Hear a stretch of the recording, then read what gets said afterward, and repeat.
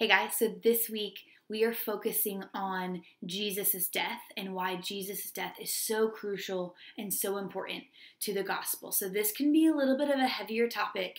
You're going to want to feel super prepared going into group this week. There's a ton of resources and even some situational things that might come up that you just want to be prepared to be ready to handle. So there is a video recommended in one of the questions to help the youth in your group understand what sacrifice was for. It's going to talk about in the Old Testament and why Jesus' sacrifice specifically is so special. It's going to go into a lot of explanation. We wanted to support you in that way so that you don't have to be the one going into all of the intricate details. The video is 6 minutes and 51 seconds. So I personally recommend watch the video linked in the discussion guide before you get to group so that you're prepared and you kind of know it's a different tone than most of our videos. It's from the Bible Project, which is a great resource for you to use for other topics and other things. It's just great to give you some language. You don't have to be a Bible scholar. You don't have to have gone to seminary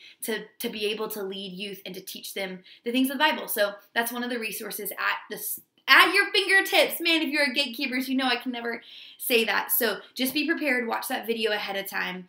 And then there is a section at the very end of this guide because this topic of Jesus' death and his sacrifice can lead to a lot of other questions about sin and are all sins the same or are some sins unforgivable or lots of that kind of stuff. So make sure before you go to group that you also read through those and that you read the scriptures paired with it. I think there is, no, I thought there was another video with one, but there's not. It's just all scripture. And I also want to free you up. It is okay for you as a leader to be able to say, hey, you know, I don't know. I don't know the answer to that.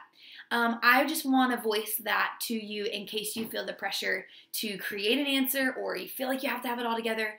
No, it's okay for you to not know all the answers too, because what that does is it gives the youth in your group freedom to be able to explore their faith and to have questions and to know that you might have some questions that you're wrestling with as well, but that you can say, hey, I'm going to circle up on this. I'm going to ask some mentors and some people in my life that I trust who know the Bible better than me, and then I'll circle back with you. So just know you have the freedom to do that, and this is one of those weeks that you're going to want to be super prepared with reading all of the questions. There's one thing in there where we literally put, say these words, and you can read it verbatim. But maybe you're a newer group leader. That just never feels really authentic. We want to make sure that you have the right language and that you're equipped with how to say things in a biblical way, and just don't sit in front of your phone and read it verbatim without walking into group prepared. So be prepared, know the heart of it, know the meat of it, and comment on this video if you have any questions. I love you guys.